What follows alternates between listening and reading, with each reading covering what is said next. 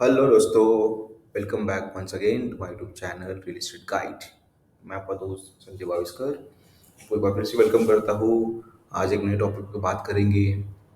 एक पेपर में बड़ी न्यूज़ आई है कि जो प्रॉपर्टीज़ है, रेजिडेंशियल प्रॉपर्टी स्पेसिफिकली, जो कि रेंट पे चढ़ाया हुआ है और वहाँ पे पीजी किया हुआ है या हॉस्टल टाइप बनाया हुआ है, उसके लिए property tax Pune municipal corporation double करने वाली है। सो क्या है ये न्यूज़, इसके बारे में ज़्यादा मालूम करते हैं, किस तरह से प्रॉपर्टी ओनर को इम्पैक्ट करेगा। So let's discuss. सो आप न्यूज़ देख सकते हो, डेली न्यूज़ सकाल पेपर में आया था। ये 15 का न्यूज़ पे है। और इसमें आप देख सकते हो कि यहाँ पर लिखा हुआ है कि काफ़ी सारे जो स्टूडेंट्स है या जो सिंगल मदर वर्किंग है या कोई बैचलर्स जो वर्किंग है, वो क्या करते हैं, ये इस तरह से पीजी में रहते हैं जो कॉर्ड बेसिस पे रहते हैं। क्योंकि सिटी में रहना तो सबको पसंद है, बट लेकिन रेंट उतना दे नहीं सकते। तो काफ़ी सारे लोगों ने क्या किया है, उनकी जो पुरानी प्रॉपर्टीज थी या नई प्रॉपर्टी ली हुई है, तो उसको कन्वर्ट कर दिया पीजी में कॉर्ड बेसिस पर।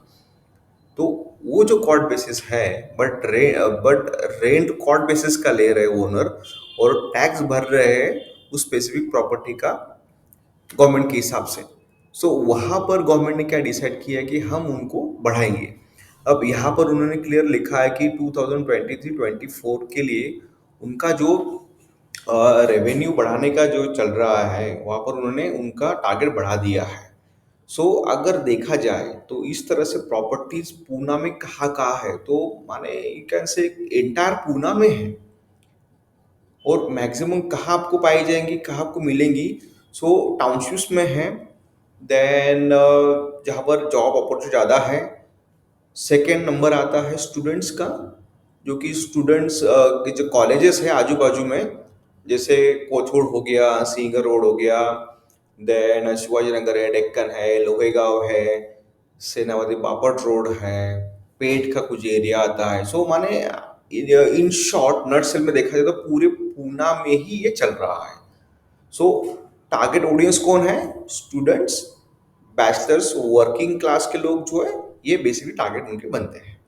अब इसके ऊपर क्या किया गया है, अब ये जो पूना म्युनिसिपल कॉर्पोरेशन प्लान कर रही है, इसका उन्हें दलील क्या दिया गया है, तो लखनऊ और बैंगलोर कोर्ट ने इसके बारे में एक जजमेंट दिया है। उसमें क्या कहा है कि ये सारी जितने भी पेइंग गेस्ट है, इनको कमर्शियल टैक्स लगना चाहिए और जीएसटी में भी उनको छूट नहीं मिलनी चाहिए। सो आगे देखते हैं कि क्या है एग्जैक्टली।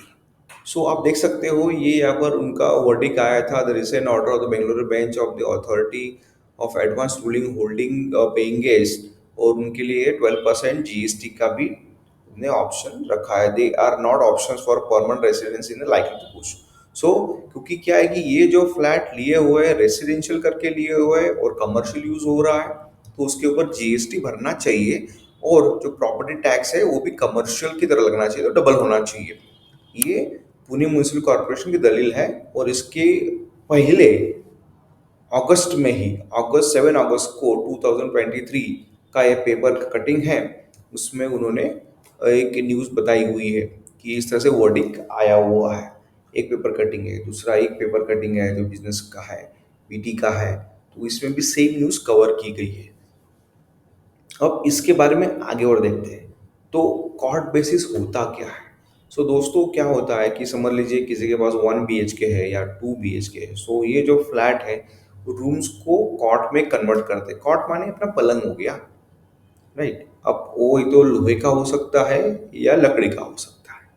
अब लकड़ी का बहुत महंगा आता है और ड्यूरेबिलिटी कम होती है, तो मैक्सिमम लोग लोहे का ही यूज़ करते हैं, जिसकी लाइफ शेल ज़्यादा होती है, राइट। और वहाँ पर मैक्सिमम टाइम पे एग्रीमेंट नहीं होता है, रेंट एग्रीमेंट कुछ होता नहीं है। देन जनरली ये कौन करते हैं, तो रेसिडेंशियल प्रॉपर्टीज में ही ये कैरेट करते हैं, ताकि टैक्सेशन का झमेला कम रहे वहाँ पर।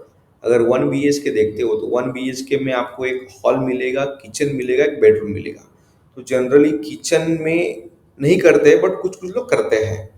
सो बाय एंड लार्ज अगर हम देखते हैं तो 1 BHK में 2 कॉट आपके हॉल में आ गए, 2 कॉट आपके बेडरूम में आ गए। अगर आपका 2 BHK, तो 2 BHK में 2 कॉट हॉल में है और दो कॉट हर एक बेडरूम में, मैंने टोटल कितने हो गए, 1 BHK में 4 कॉट हो गए और 2 BHK में 6 कॉट हो गए, राइट। और कुछ कुछ कुछ फ्लैट में क्या होता है, 2 BHK में पर्टिकुलरली, अगर फ्लैट बड़ा है तो किचन में भी एक दो कॉट अकोमोडेट कर देते हैं, सो वहां पर अकोमोडेशन आ जाता है।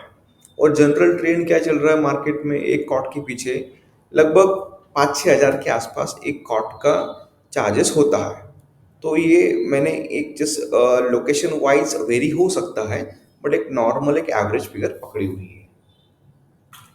अब ये कौन चलाता है, तो इंडिविजुअल फ्लैट ओनर्स हो सकते हैं, जो कि उन्होंने फ्लैट लिए हुए हैं, या उनका कोई प्रोजेक्ट डेवलप हुआ है, जेवी में हुआ है, लैंड ओनर्स है, उनको फ्लैट मिल गए तो वो फ्लैट इस तरह से कन्वर्ट कर देते हैं, तो वो भी हो सकते हैं।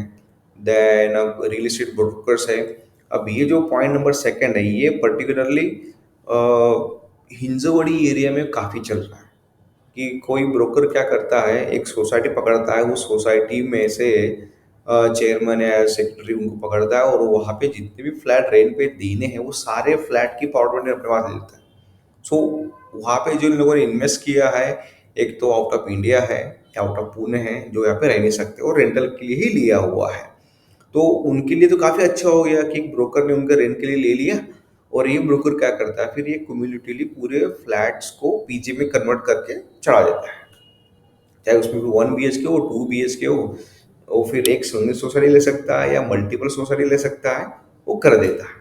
सिमिलरली उस टाइप की काफ़ी सारी कंपनीज भी मार्केट में हैं, आप गूगल कर लो, पीजी सर्विस प्रोवाइडेड कंपनी, बड़े बड़े नाम आएंगे, बड़े बड़े स्टार्टअप्स कंपनीज उसके अंदर आई हुई है, जिन्होंने 500 करोड़, 1000 करोड़ इस तरह से फंडिंग लिया हुआ है। और ये मेजरली जहाँ पर आईटी हब है वहाँ पे ऑपरेट करती है, जैसे पूना हो गया, मुंबई हो गया, बैंगलोर हो गया, या हैदराबाद हो गया, और बड़े बड़े सिटीज में भी आती है, दिल्ली में भी कर रहे हैं।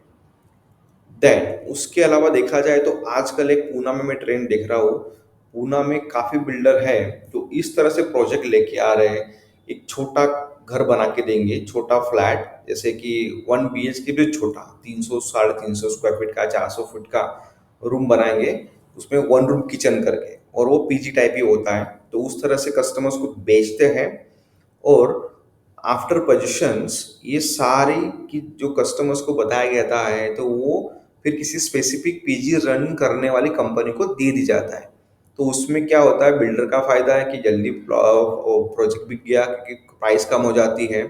हालांकि बिल्डर को प्राइस अच्छी मिल जाती है, लेकिन customers point of view price कम होती है। कस्टमर बोलता है कि चलो मेरे को एश्योरेंस मिल गया रेंटल का, और जो पीजी रन करने कंपनी, चलो उनको बोलता है कि बल्क में पूरी बिल्डिंग मिल गई मुझे। तो ये चल रहा है। उसके अलावा अगर इसके देखते हैं फाइनेंशियल वर्किंग कैसे होता है, अब आपके मन में डाउट आया होगा कि अरे यार ये सब तो हो रहा है, मैंने पैसा डाल दिया, लेकिन वर्किंग कैसे हो रहा है।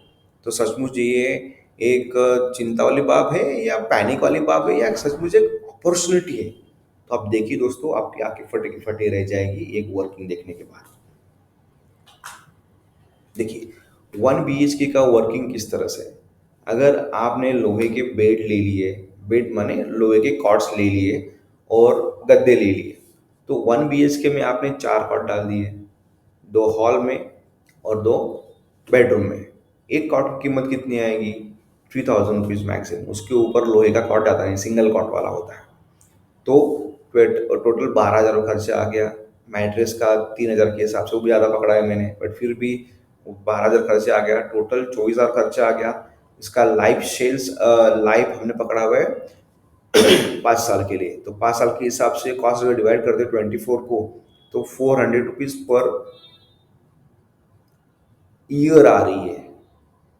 अबे ये भी हमने ईयरली पकड़ा हुआ है इसको अगर मंथली, हाँ मंथली, सॉरी मंथली पकड़ा हुआ है, तो ये आपका 400 रुपये पर मंथ आ गया। अब मेंटेनेंस देखा जाए, 1 BHK का जनरल मेंटेनेंस सिटी एरिया में ये 2800 से 3,000 रुपीज़ के बीच में आएगा, मैक्सिमम 3,000, लेकिन मैंने 3500 पकड़ कर चला। चलो किसी अच्छी सोसाइटी में आप जा रहे हो तो 3500 रुपये मेंटेनेंस पकड़ के चलिए। तो ये आपका खर्चा हो गया। अब इसको हमने इस तरह से किया हुआ है कि आपका जो फिक्स एसेट्स आपने डाली हुई है उसका 400 रुपये पर मंथ का खर्चा है, सोसाइटी मेंटेनेंस 3500 रुपये है, और प्रॉपर्टी टैक्स 1 BHK के लिए मैंने अपर हैंड पकड़ा हुआ है 8,000 रुपीज़। तो 8,000 रुपीज़ साल का है, तो मंथ का कितना आएगा? तो ये मंथ का पकड़ा हुआ है 667। टोटल कॉस्ट कितनी आ रही मंथ की? तो 4567 आपको मंथली कॉस्ट आ रही है। और आप कितना चार्ज कर रहे हो? पर कॉर्ड के पीछे आपने अप्रोक्सीमेट 6,000 रुपये चार्ज कर रहे हो। तो साल का कितना, आपका महीने का कितना हो गया? 4 कॉर्ड का आपका आ गया 24,000 रुपीज़। अब 24,000 में से अगर आपने आपके एक्सपेंसेस माइनस कर लिए तो आपका कितना आ गया? 19,433 रुपीज़। और साल का कितना आ गया? 2,33,000 रुपीज़। दोस्तों देखिए, है ना कमाल? कुछ ना करके भी आप इतना कर सकते हो। Let's see for 2 BHK। अब 2 BHK में भी वर्किंग सेम ही रखा है, सिर्फ यहाँ पे 2 कॉट बढ़ गए हैं, 2 मैट्रेसेस बढ़ गई है, इसलिए कॉस्ट यहाँ पे 36,000 रुपीज़ आ गई है। और फिर उसका लाइफ 5 साल का है, तो ये थोड़े कॉस्ट बढ़ गई है। और मेंटेनेंस बढ़ा दिया है, मेंटेनेंस 4,000 कर दिया गया है। प्रॉपर्टी टैक्स 15,000 रुपये की है। सो टोटल अगर आप देखते हो तो 5,850 रुपये का आपका पर मंथ का खर्चा आ रहा है। और पर कॉट के पीछे, अब 6 कॉट है तो 6 कॉट के हिसाब से आपको 36,000 रुपीज़ आ गया। अब 36,000 माइनस अगर 5,850 रुपये करते हो तो आपको 30,000 रुपीज़ पर मंथ के हिसाब से आपको इनकम आ रहा है दोस्तों। और साल का कितना आ रहा है? 3,61,800 रुपीज़। अब इसमें फ़ायदा कौन कमा रहा है? अब जिनकी पुरानी प्रॉपर्टीज है, 2 4 5 फ्लैट्स हैं, जिनका जेबी में डेवलपमेंट हुआ है, बिल्डर ने डेवलपमेंट कर दिया है और जेबी के हिसाब से लैंड ओनर को 8 10 15 फ्लैट मिल गए हैं, तो वो ऐसा कन्वर्ट कर देता है। ब्रोकर्स भी कन्वर्ट कर देते हैं। ब्रोकर्स 2 BHK के लिए बोलते हैं कि एरिया में आपको 20,000 रेंट मिलेगा या 15,000 रेंट मिलेगा। वो फिक्स रेंट कर लेते हैं और ऊपर का पैसा उनको मिल जाता है, राइट। और उसके अलावा बड़ी बड़ी कंपनीज आ गई, स्टार्टअप्स आ गई इसके अंदर।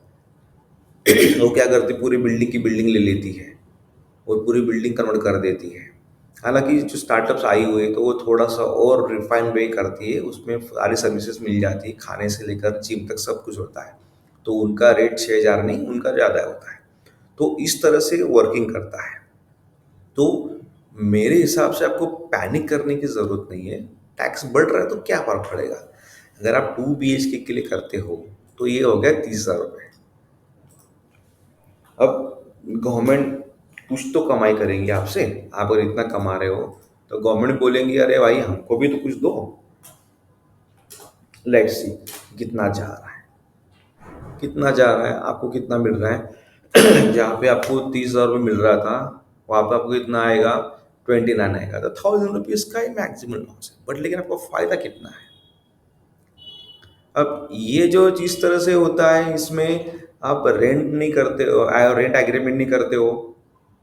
जो फ्लैट के मालिक है वो रेंट एग्रीमेंट नहीं करते हैं। अगर रेंट एग्रीमेंट करते हैं तो काफ़ी अच्छी बात है, आपकी प्रॉपर्टी सिक्योर्ड हो जाएगी और ये आपका इनकम भी आपको आगे चल के काफ़ी फायदेमंद रहेगा। सो आई होप ये आपको समझ में आया होगा। और आपको अब पसंद आए तो प्लीज़ लाइक कीजिए, सब्सक्राइब कीजिए और मैक्सिमम लोगों के पास शेयर कीजिएगा। Thank you.